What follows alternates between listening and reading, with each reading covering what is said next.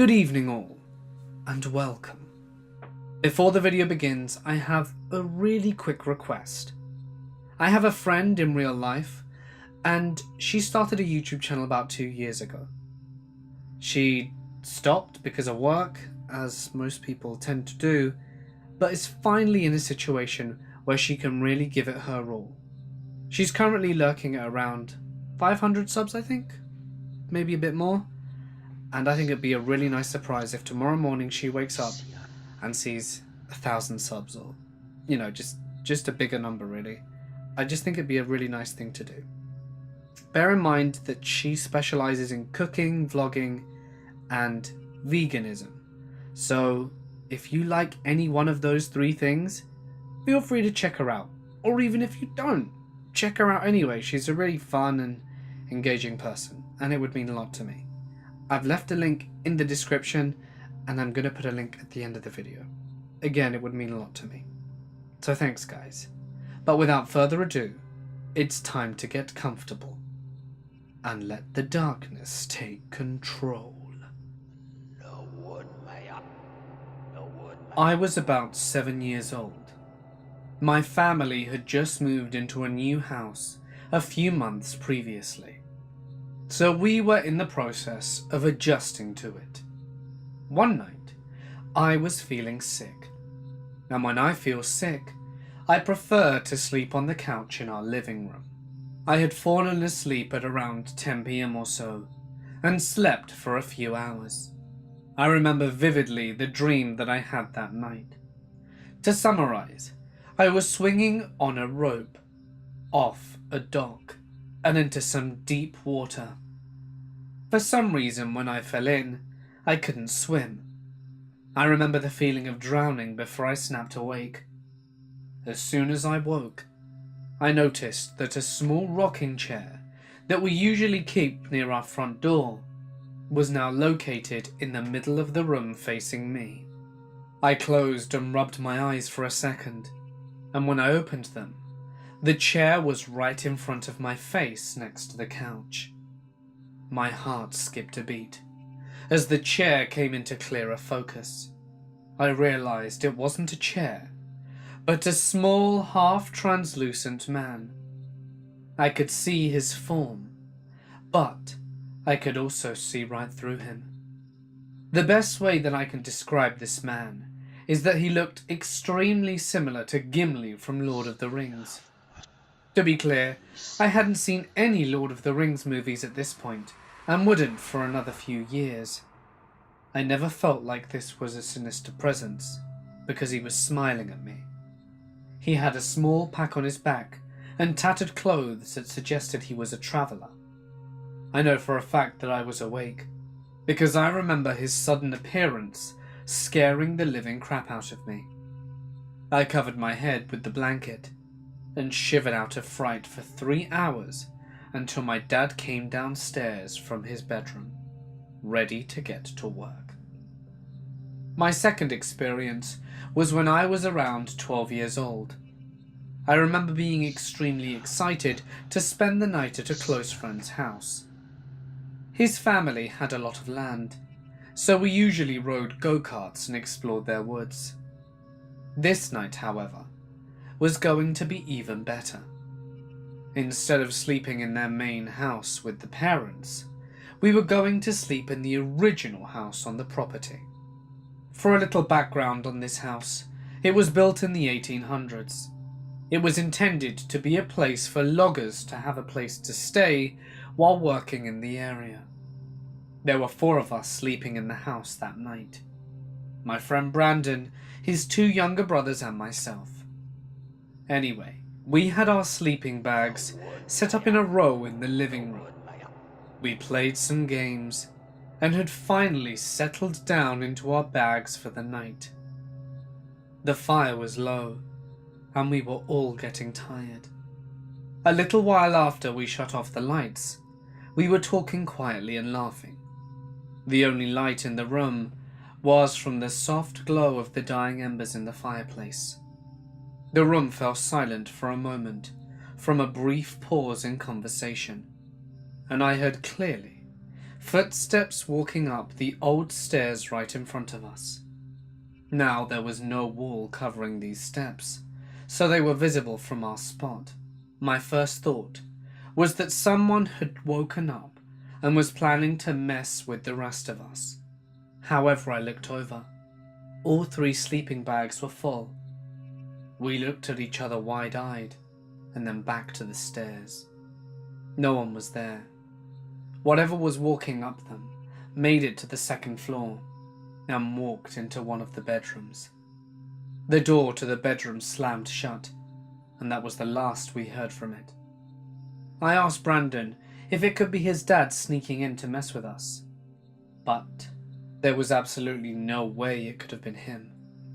The only way to those stairs is to walk through the living room over the top of us, and nobody had come through. Later that night, after we had finally fallen asleep, Brandon woke up to see a small glowing orb that floated from the basement stairs over through the dining room and out through the wall into a back storage room. The following morning, Brandon asked his parents if there was anything that had been taken in that room over the years, and his mum told us that the front door of the house used to be there, but it had been relocated to its current spot when the house was renovated in the mid-1900s. It has been 13 years since that experience. Brandon's younger brother lives in that house now, and every time I visit, I get a weird feeling that there's something in there, watching us. This 3rd experience is a little more sinister. It happened about 6 years ago. I have no idea what was following me around, but it was a very dark feeling presence. It all started at work. I was on the graveyard shift for the first time. I had been trained on a new job, and this was the first time I would be operating the batching plant alone. Of course, I got lucky and had to work alone at night. The first couple of days went about as smooth as they could have. Nothing much happened, and I developed a good rhythm for getting things done. One night, I started to have a very weird feeling that I was being watched. I'm sure a lot of people can relate to that feeling. I looked around the area and came up empty on my search. No one was there, so I went about my business and made it through the night. The next night, while out working, I got the same feeling. This went on for a while. Most nights, while working out there, I would get that feeling you get, and I couldn't figure out why. A couple of weeks later, at about midnight, the feeling returned, this time stronger. Something drew me down to the 1st floor of the building, and when I got there, I found a strange pair of footprints. They weren't human though. I've seen many animal prints from our native animals, yet I'd never seen a pair like these. They were about 3, maybe 4 inches long, and similar to a deer's hooves, but shaped slightly wider and bigger than any deer I had seen in the area. They also had a round print right behind the 2 hooves, like the foot had 3 points of contact with the ground. The weirdest thing about these prints is that they started in the center of the room, walked around the conveyor, and towards the main roll-up door. However, they didn't go all the way to the door, but stopped about 8 feet away from it. I never found the source of these prints, but I did hear many unnatural sounds in that area throughout the night. After that, nothing really happened for a week or so, until one night while I was home. I'd gone to bed early that night to try and catch up on a little sleep. While I was asleep, I had another extremely vivid dream. In my dream, I was at work in the batch plant. My best friend at the time was there with me. It was a rough night, and it seemed like we couldn't catch up or get anything done. I was on the 1st floor when a couch appeared against one of the walls. I walked over to it and laid down to take a nap, and as soon as I was laying flat on the couch, a dark cloud appeared in the middle of the room. It floated there for a moment before bearing down on me. As soon as it was on top of me, I felt as if there was a massive weight pushing down on my entire body. I snapped awake to my room, almost pitch black, with what looked like dark grey smoke filling the room. That weight from the dream was still pushing on my body. I was able to move, however, which scared me as I realized this was not sleep paralysis. Whatever had tried to smother me in the dream was real. It was in my room with me. I closed my eyes, and I started to pray that whatever was there would go away. I opened my eyes again, and the smoke was gone. The weight was lifted from my body, and I felt free. I couldn't sleep for the rest of the night for obvious reasons, so I watched movies until the sun came up. Over the next few weeks, I felt that feeling of being watched at work, but every time I felt it, I would pray and the feeling left. Life went back to normal soon after. It finally left me alone, whatever it was, and I hope not to come across it again.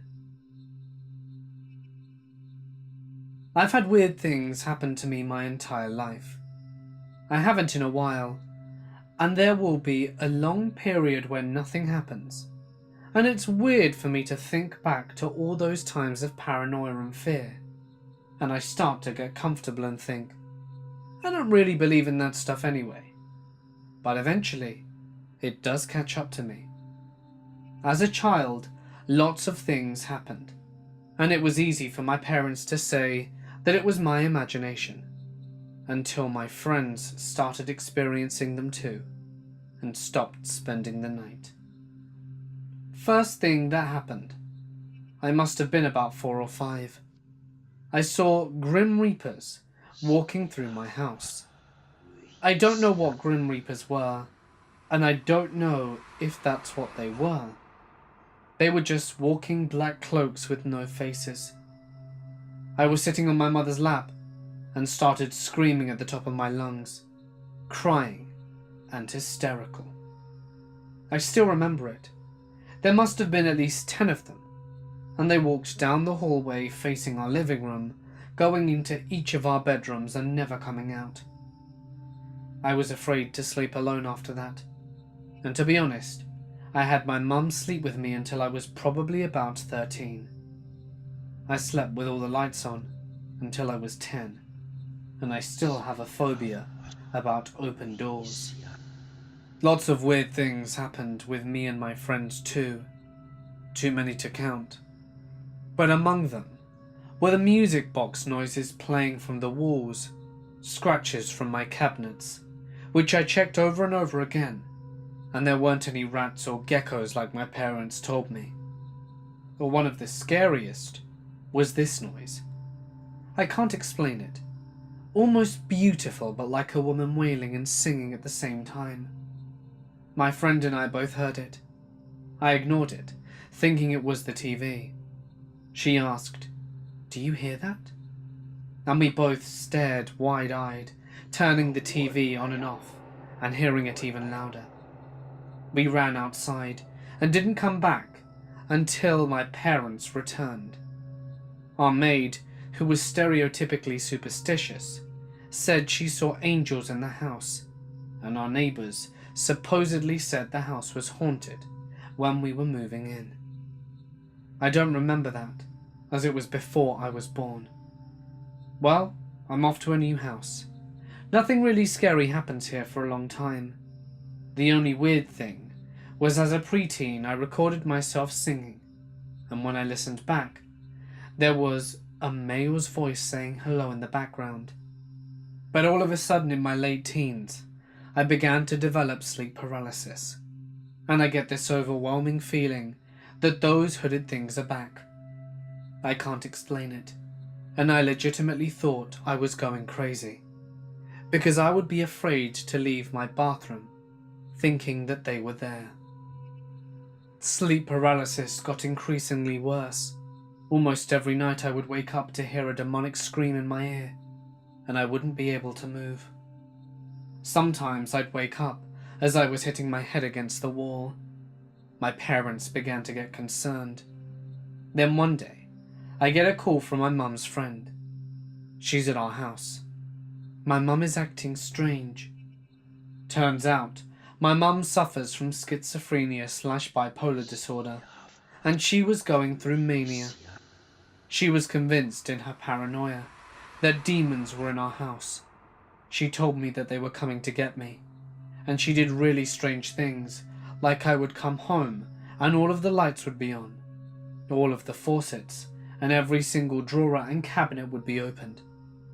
I always thought it was weird, because I felt like I had a premonition, but really I suppose it could be that I subconsciously knew something was up, and maybe that just fed into her later mania and paranoia about demons. Since then, it hasn't been a whole lot. There was a brief period of a couple of incidences. An old music box I had started playing at 3 in the morning.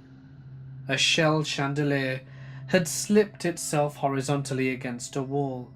That was probably 3 years ago, and nothing since then. Honestly, when things start to happen, I become so frustrated. I know I'm not in danger, but I feel like things are messing with me, and I hate it.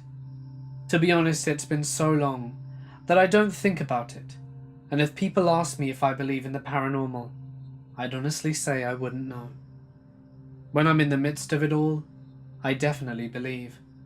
I feel like things are messing with me, and everyone around me probably thinks I'm crazy. But in the off periods, it's easy for me to just forget and blow it off. I'm a 35-year-old man from England. This story took place nearly 25 years ago, when I was 11 years old. I was in a prominent boarding school in the southwest of England. At that age, I just started to get interested in the idea of the paranormal, and was sure my school was haunted. But until then, I'd had no experiences. It happened one night during the summer term. I got up to go to the bathroom. It was around 2 a.m.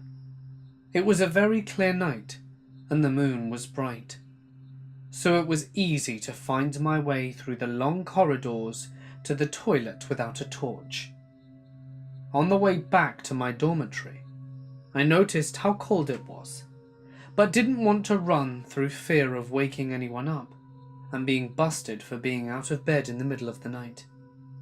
My dormitory was halfway down a corridor, with a matron's flat next door and another larger dormitory at the far end.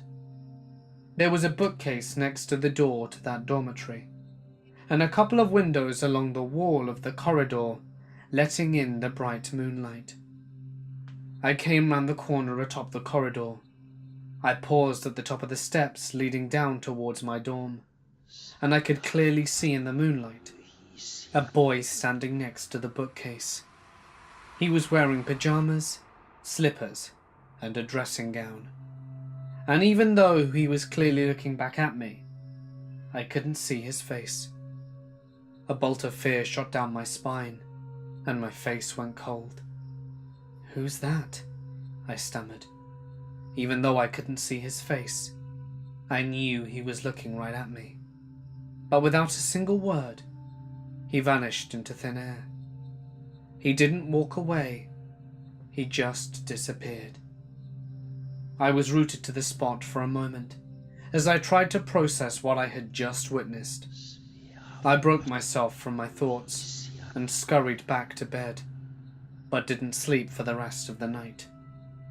A couple of years later, having not thought about it for some time, it was brought back to me when I heard that just after the Second World War, a boy had been taken to the hospital with pneumonia. He died there a few days later. Was it him I saw that night? Maybe, but I'll never know. I've been looking for evidence of the paranormal ever since. This experience takes place several years ago, when I was 13. I was a lonely child and had no friends to speak of, so I joined the football team as a way of improving my non-existent social life. I was good at it, especially for someone with no experience, but I was still a bit of an ill fit. Around the same time, another kid named Bruce moved into the area. Bruce was a different guy, quiet but mischievous, and he also joined the football team. Bruce was the only person I have ever met who enjoyed football practice. He was a bit different. He'd randomly show up at my house one Saturday morning and said that he found out I lived nearby and decided to come over and see if I wanted to ride bikes with him. I didn't own a bike then, and still don't now. I don't have a balance for the bloody thing, but I told him that I would go with him on foot, and he promised not to ride too fast. I got it. Bruce was lonely and bored just like me, and was looking for something to do. Down the road from my house at the time, there were a set of trailers that were owned by the local cantankerous old man. 4 old trailers on land he owned, and he used them to store his junk in. They were decrepit, rusted, and uninviting, and immediately became an object of fascination to Bruce. So before I knew it, we were poking around the old man's property. Fortunately, he was never there, and never sent anyone to check on his property either. Bruce started messing with the doors of one of the trailers, which was nailed shut with an old rusty nail. Now, I'm the kind of person who feels guilty for speeding. I'm not the type to be dangerous and go looking for trouble. I hesitated, but didn't want to seem uncool. I was 13 after all, and reluctantly followed Bruce's lead. He pried off the nail and opened the door and said, "Want to check it out?" I followed him in. For the record, this was my only brush with criminality, and I still feel weird about it. Bruce and I found the trailer to be pretty much exactly what you would expect. Rooms filled with old furniture, clothes, toys, and other assorted crap. Bruce said, "You have to check this area out, and I'll go this way," and disappeared into one of the bedrooms. I had no idea what we were checking out the area for, and once Bruce left the area, a strange, isolated, and in danger feeling swept over me. This next part I remember vividly, and can only describe. It's something I have never felt before, and hope I never feel again.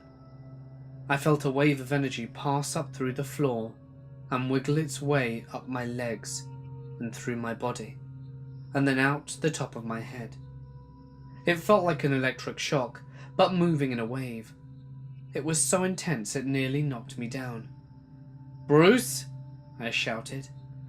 He came running back around the corner and said, "What's wrong?" I shook my head and said, "Nothing. I just felt something." He nodded and said, "Let's get out of here." I still don't know if he was creeped out as well, or if he had lost interest. Bruce and I left the trailer and travelled for a little while longer. As the sun set, he told me he had to head back home, and asked if I could make it back home on my own. I cannot tell you the feeling of dread and just being in danger that I felt as I passed the old man's trailer again. It was unlike anything I have ever felt since. Bruce never came over again, and moved away about a year later. To put a dark exclamation point on the experience, it was only a few months later that I sank into a deep and suicidal depression. This would begin an extremely difficult period of my life that would last several years and included depression, poor health, anxiety, medication, and hospitalization, and still affects me to this day. It was only later on that I discovered that the man who originally owned the land before the old man had killed himself with one of the trailers after his wife left him. I think about that a lot and wonder what I experienced and if the man's spirit was angry at me and let me experience some of his anguish. I don't know, honestly, but I know that the old man passed away later and the city government seized his property and demolished the trailers. 4 houses were built on the land, but no one lives there for very long. I've lived in haunted houses all my life. For reference, I'm a 40-year-old woman living in the UK. It started as far back as I can remember. A lot of it I had tried to block out, but I just can't escape it. I've been told by a couple of mediums that I am sensitive. I think things just attach themselves to me. This story is not all that awe-inspiring, but true. So one night, I went to bed at around midnight. It's the usual time I crash, and proceeded with my nightly routine of watching Netflix for a few hours until I fell asleep. I think I was watching Kath and Kim, or maybe YouTube, definitely nothing creepy, and I began to get to sleep. Then I felt my partner get into bed, which I guess I tried to ignore, so I would fall asleep. Except I just couldn't ignore it. I began to feel a kind of dread, and it was a dread that I had never felt before. I remember feeling frozen in bed, not in temperature, in movement. I couldn't move. I knew then that something paranormal was about to happen to us. I've learnt to recognize the signs, such as room temperature, gut feelings, and electrical problems. While I was in bed, I could feel that he was literally kicking the bed covers to where my feet were, and causing a real fuss. Kind of as though he was having a tantrum kicking his feet around. But surprisingly, his feet never struck mine. Normally I'd turn around to ask what's wrong, except I just couldn't. I was frozen. I've had feelings of dread before, but not like this. It was so bad that I was whimpering and tears were streaming down my face. The worst feeling of dread I've ever known in my life had completely consumed me. What was going on? Why was I feeling this way? I don't know why, but I was caught completely off guard, and it was as though something in my head was screaming at me to not turn around, whatever I do. I couldn't have, even if I did want to, because I couldn't move. Literally just a few minutes later, while he was messing around with the quilt, and when I was able to think again and move due to the feeling of dread lifting slightly, I began to feel cross, so I told him off. Bloody hell, Donald. Will you just take the quilt? I'm too hot anyway, and knock it with the kicking off. Even though I was getting really annoyed at him, I still couldn't bring myself to turn around and look. So, then he stopped doing whatever he was doing with his feet as quickly as he started, and suddenly I was fine. The feeling of dread had gone. He had the quilt to himself, and I went to sleep. Next thing I know, I was awoken by him coming into the bedroom at 5 a.m. He was fully clothed, which, in my sleepy state, totally confused me. So I asked him why he was dressed, thinking he might have an early commute, and he then told me that he had fallen asleep on the couch and was just coming to bed now. What? Please tell me you got into bed earlier and were messing around with the quilt. His reply was, no. My stomach sank. I felt sick. I told him what happened, and as always, he brushed it off, as he is in denial about anything paranormal being in this house, even though it was built in 1890 by a prominent family from London as a holiday villa, and we have details of a few deaths occurring here. It's not the first time something has gone into bed with me, but it usually happens when he is working away and I'm alone. The previous times I've had my hair stroked or my back touched gently. I was freaking out when it happened, but nothing in comparison to this. This was next level. I can't help but wonder, if my bed didn't have a footboard, would the quilt have been pulled off from me to the bottom of the bed instead? To me, that seems worse than what I experienced. This happened just a few months ago, and I'm dreading the next time he goes away or falls asleep on the couch. My grandfather passed away this February. As both my parents are from Pennsylvania, we all planned to spend some time with my grandmother back east. The day before my family and I were due to fly out for his funeral, we received a call from my grandparents' home phone number. When my dad picked up and put the phone on speaker to greet whom we assumed was my grandmother, the line went quiet, save for a subtle white noise that sounded like crickets softly chirping. Despite my father and I saying hello over and over, the noise continued uninterrupted. When my father suggested that perhaps it was my grandma calling on her cell phone, and for some reason it was showing up as their home phone number, I used my cell phone to call my grandmother's mobile number. My father and I glanced at one another as we listened to my phone ring, and then my grandmother picked up. I looked sharply at my father as he also caught on. Whoever had called him, it wasn't my grandmother. I chatted briefly with my grandmother on my mobile, asking her if she had tried to call on her cell or home phone any time that day. She said that she hadn't. The eerie yet almost soothing sounds continued on and on. Crickets amidst the quiet rush of a gentle wind. Following about 30 minutes of this quiet rushing sound, my father said, "Dad, if this is you, we love and miss you, and we want you to know that we arranged you a nice obituary." With that, the line went dead. Nearly a year has passed, and neither my father nor I are quite sure what happened that day. Being a doctor, my father's logical explanation holds that somehow the phone lines got crossed with another caller, something he admits he's never experienced before. I have quite a pragmatic mind myself. I'd never given much thought to the possibility of the existence after death, but the moment that mystery call came in, I had to wonder. Could it have been my grandfather's presence just before departing this world? Had he simply stuck around to ensure we had written him a nice epithet?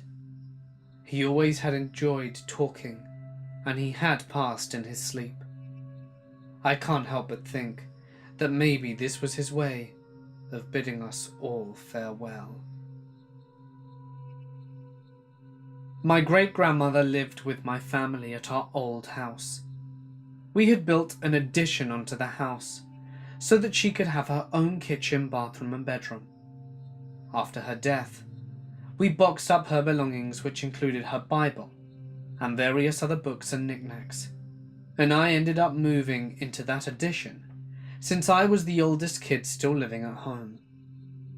About a month or so after she died, I was home alone.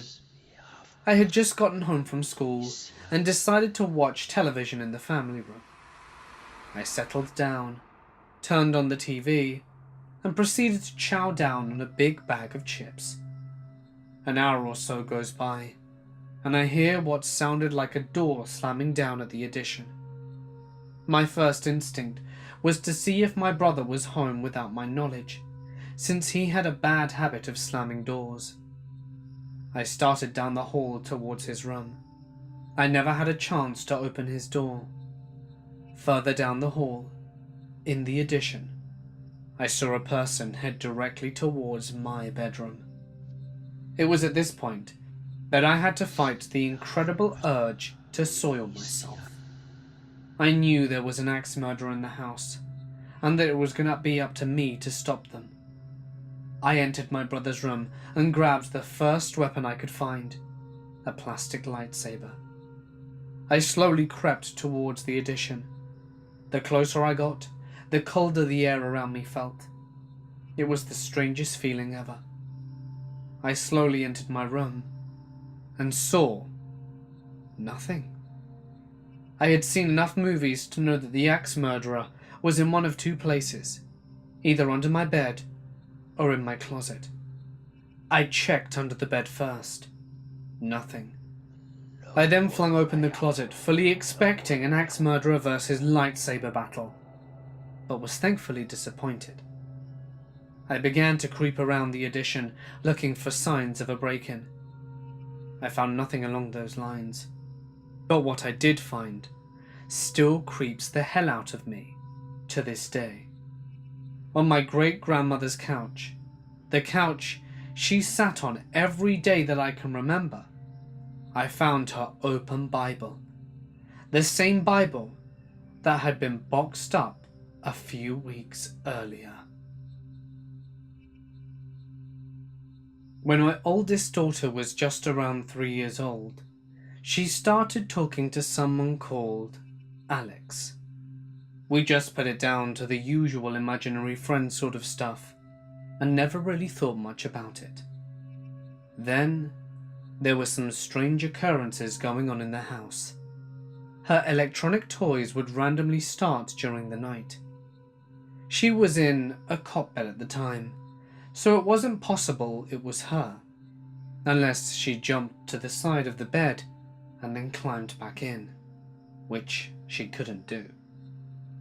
One of the weirdest ones was when I was getting her ready for a bath. Normal routine was to take her dirty clothes off on the upstairs landing, then throw the dirty clothes over the banister onto the floor at the bottom of the stairs. There was nobody else home except me and her.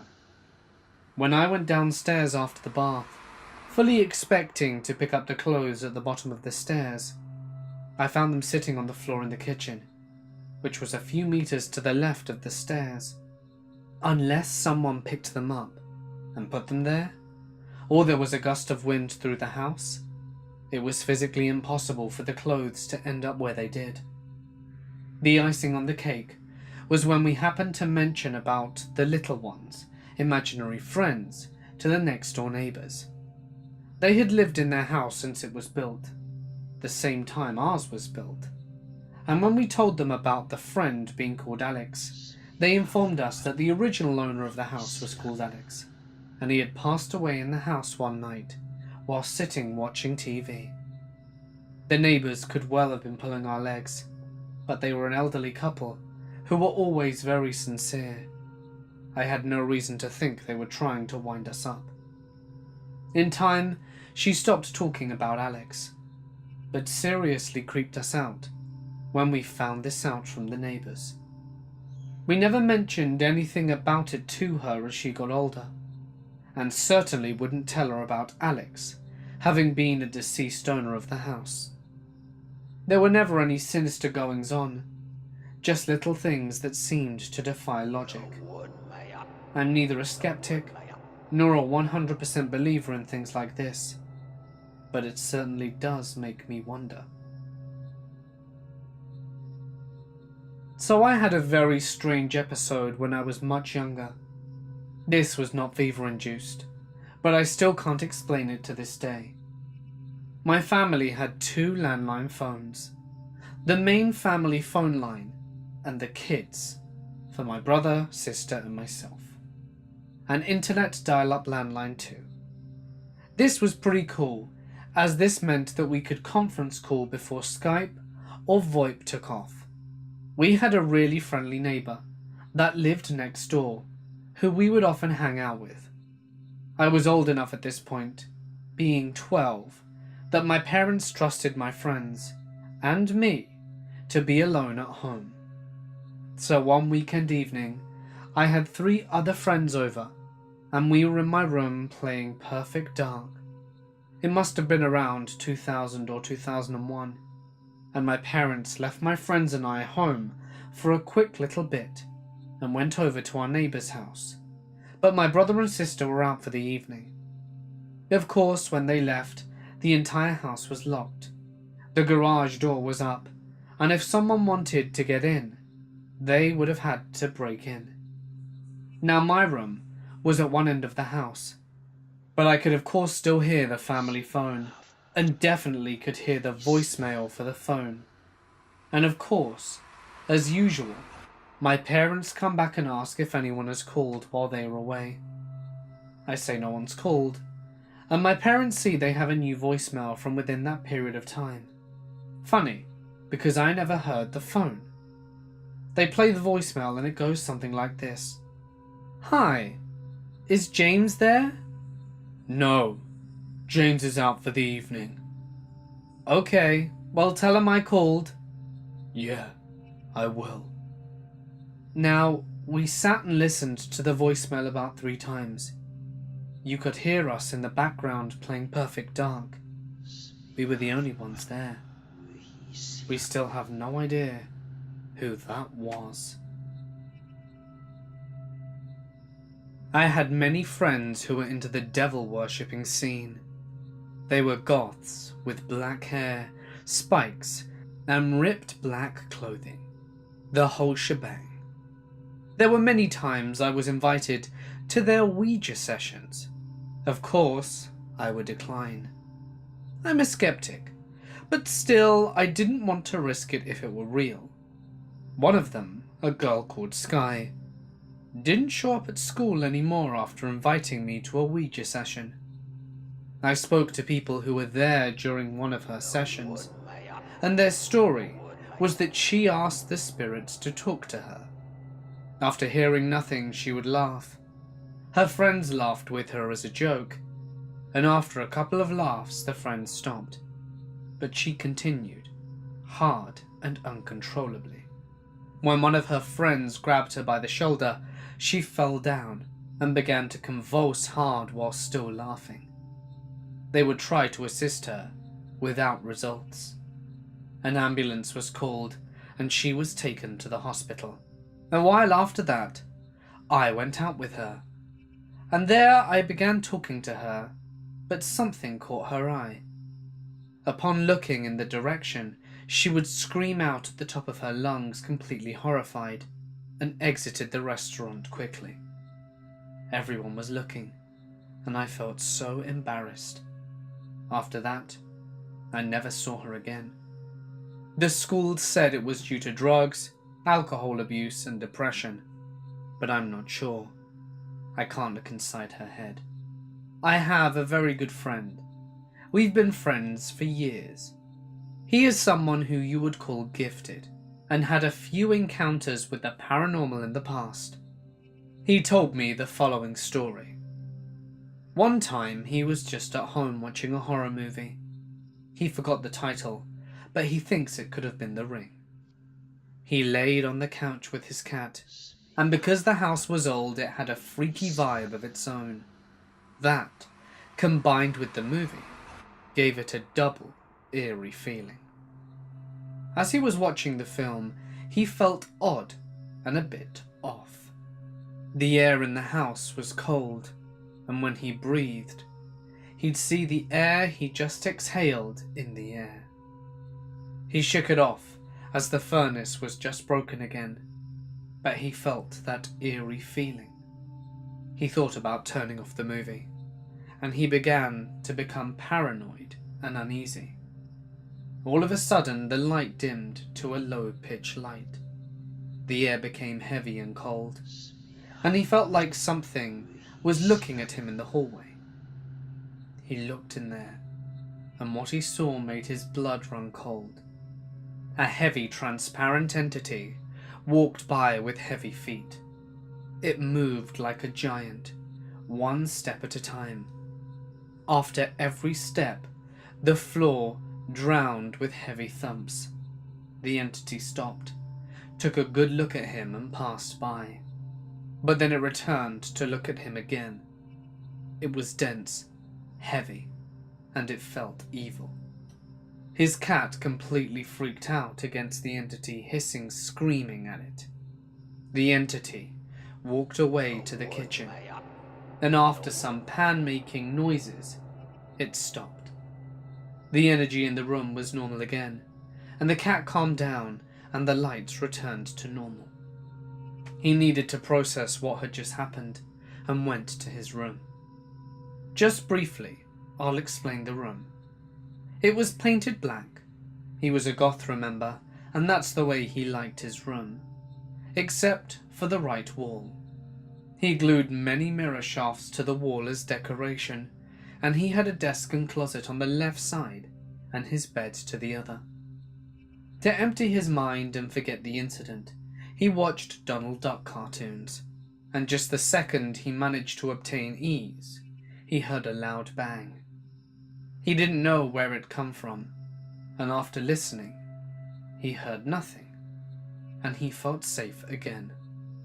Then all of a sudden, he heard a second bang, and his heavy cabinet was thrown to the corner. It came to a stop with a loud bang, and my friend freaked the hell out and laid in the fetal position against the mirror wall. Then, another loud bang, this time from above him. All the mirror shards started to fall all over him. He was so scared that he passed out, and awoke in an ambulance later. After a couple of days, he was sent back home, and didn't feel like there was an entity there anymore. He didn't want to tell his parents what happened, but he was still curious what the entity was. His father asked him to clean out his attic, and of course he agreed. They both went upstairs into the dark attic, where there was junk and cottonwebs all over the place. The only light came from a small window, and light fell on something reflecting. They took it out the box and looked at it. He felt his stomach turn. It was a picture of an old lady with tight, dead white hair. She looked angry, and he felt the same terror as that day in his room. His father saw it and took the picture from him. He looked at it, and his happy face turned sour. It was his stepmother. She hated children, and he told him she wasn't a nice woman. His mother died at an early age and was abusive towards his father. He threw the picture away and was glad to be rid of it. My friend linked this picture with the entity, and after throwing it away, he never saw it again. His second and final encounter that he spoke with me was with his wife. She told him that a shadow figure met her in her dreams. She would then wake up in terror, and the entity would be by her bed. And when she saw him, he attacked her. My friend was very much in love with her, and there was an item of jewellery that she owned, a gold and pearl necklace, that had a dark energy linked to it, and he could feel it. He asked her where she got it. Her ex gave it to her after she broke up with him out of Germany on his holiday, and they were good friends still, so she accepted it, and she liked it. After that, she took her necklace and wore it to bed when they were sleeping. To test if he would experience something later that night, he woke up in complete terror, and in the corner, he saw a dark, 7-foot-tall shadow hovering over him. Before he could scream, it grabbed him, and after a fierce struggle, his wife turned on the light, and the entity was gone. After telling her, she decided to put the necklace away in a closet. Later he came home and saw someone sitting in the living room. It was his wife's grandfather. The only thing was, he'd been dead for more than 16 years. Her grandfather pointed up with his finger towards upstairs and screamed to go get her, that she was in danger. He rushed upstairs and found his wife shaken and panicked, crying on the floor. When he touched her, he felt the entity like a heavy cloak in his hands and pulled him away from her. He threw away her necklace outside, through an open window, and the energy in the room returned to normal. Her ex came by at a later date for a visit. After being drunk later that evening, he stated in his own words, "You don't even know what I found in Germany and have given to you." That was confirmation for my friend, and he was the one that took the entity to the doorstep. After that, they didn't see him again. I heard that story years later, but I didn't know if it was true. He was a good friend who wouldn't lie to me, so I believe him. After that, he never felt anything again, and lived in peace. As for my own story, I never felt or saw anything until that day. Me and my girlfriend live in Holland. We live 20 minutes cycling apart from our homes. On the weekend, I would go to her house, and I would cycle home. It's a long road between our houses, with only street lights and some farmhouses in between. The village is called Lies. It used to be farmland with the odd house here and there, but now it's a bit more modern, with a few warehouse companies in between. Whenever I cycle home, I never have any issues. But this wasn't the case on this night. Be aware, I don't drink or take other stuff like drugs. I was wide awake and fully conscious at the time. I was cycling home, crossing the lights, and it was a clear night with the stars and moons showing. I was cycling with my music on, and then something in the distance caught my eye. It looked like a person. It was hunched forwards and walked with one of those big side-to-side steps and looked out in all directions, like it was looking for something. I'm gonna call it an it, because I couldn't make out a gender from that far away. There were many Polish people working there in the flower fields, and they were nice people, and they liked drinking their vodka. So I thought it was a drunk Polish worker and could just pass. But then I came closer. It was a shadow, a dark shadow. The light on my bike is very bright. It was so bright that if you looked straight at it, you couldn't see anything around you because it was so bright. But my light reflected on it, but still saw no features. It was just a dark black mass, and my light reflected off it. Because of the big side leaps, I couldn't pass it, and exiting the cycle path to drive on the road would be a bad idea. I looked at the shape, and it looked like a woman, an old woman. She wore a long white skirt and a big scarf on her neck, like something you would wear in World War I. She was dark, but I could see some features from her, like a shadow you can see without anyone creating it. Then I was right behind her, my light still reflecting off the entity. I stood still and watched her walk and look from one direction to another. I rang my bell nervously, and she stopped midway and turned to look in my direction. I didn't see her face. All that I saw were two bright blue lights where her eyes should have been. She took 2 steps in my direction and took a good look at me and stood there, staring. I was completely paralyzed. Her advances continued, and I really became scared. I felt like she was reading my mind. She stepped off the road into the garden next to her, and at that moment I realized I could pass, and so I bolted. When I looked back into the garden though, she was gone. I never saw anything like that again, and I'm glad I didn't. I'm not entirely sure what I saw, but it just feels so unnatural. Years ago, my friend and I left a bar at the last call. We were walking down a convenience store to get sodas and munchies when we came upon a hysterical lady babbling on in Spanish, with her car stopped in the middle of the road. Neither me or my friend speak a lick of Spanish, so we tried our best to find out what was wrong.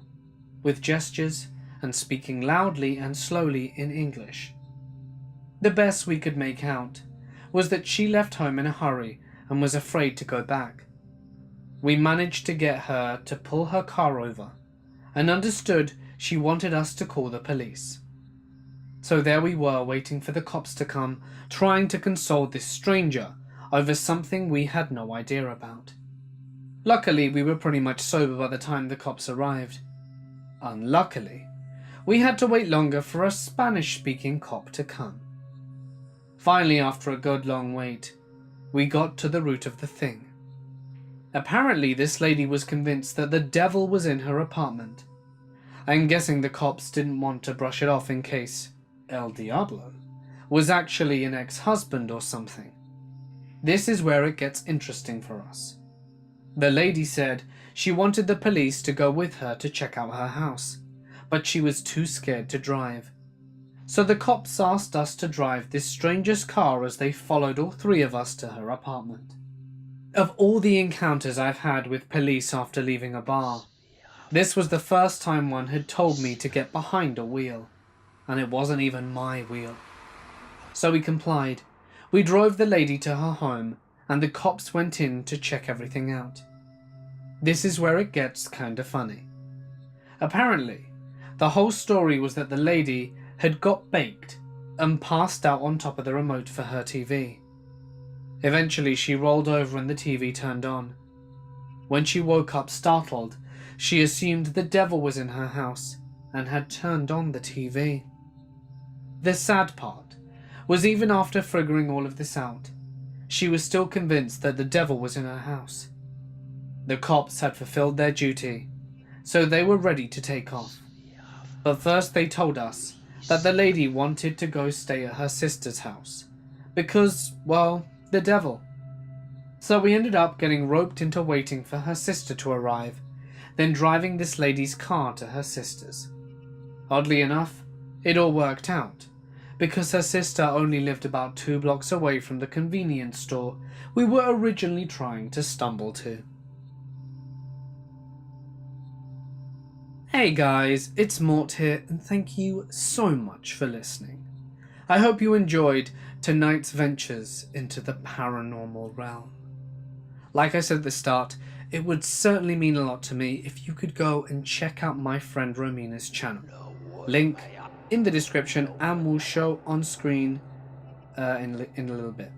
So yeah, thanks guys. If you enjoyed the video, please do not forget to drop a like and leave a comment with your thoughts. That's always a nice thing to do. If you're new here, don't forget to subscribe and hit the little bell icon for good measure. I do post every night, so that way you're guaranteed to receive your nightly spooks. If there's a story that you would like to share, feel free to send it to my email or post it on my Reddit. Please be sure to include plenty of punctuation, paragraphing and description though, as that does help a lot when selecting the stories I am going to read. But anyway, for now guys, I'm going to sign off. Click the link to Romina's channel now, and I'll see you in the next one.